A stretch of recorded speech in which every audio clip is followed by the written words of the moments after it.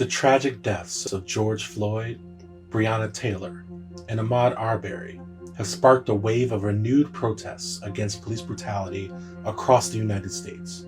We'd like to invite you to join us in the Police Brutality in America Teach Out.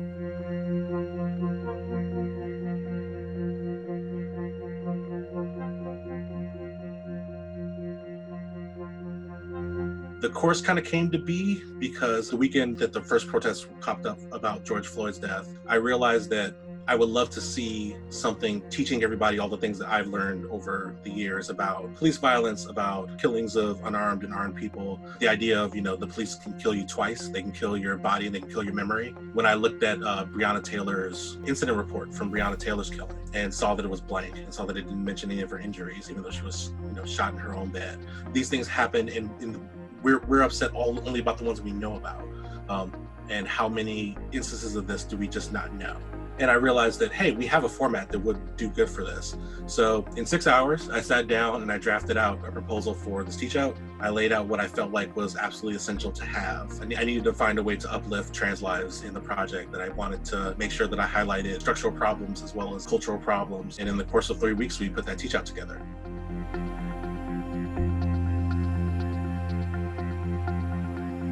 I thought it was important to try to bring in voices talking about all the different difficulties to why these things haven't been answered. Because if you're like me, white folks in your life and well-meaning people reached out trying to figure out what they should be learning, what they should be doing. And so on top of the psychic pain of watching someone you identify with horribly murdered, you then have to take on the emotional labor of educating people. And one of my explicit goals for this project is that I didn't want to have every Black person have to redo that education over again. I wanted to have a resource that people could point to and say, you earnestly want to learn, you earnestly want to figure out the depths of the problem, you want to know about how to take action for this. I can give you this. When we first launched the teach out, I was very nervous. I was worried about it not being worthy of the work and worthy of the moment. I felt like this was a once in a generation, possibly chance to move the needle. But after the first couple of days, I went in and looked at the comments in the teach out, and I was reading about learners from all over the world. It really hit me that hey, there's a lot of people paying attention to this.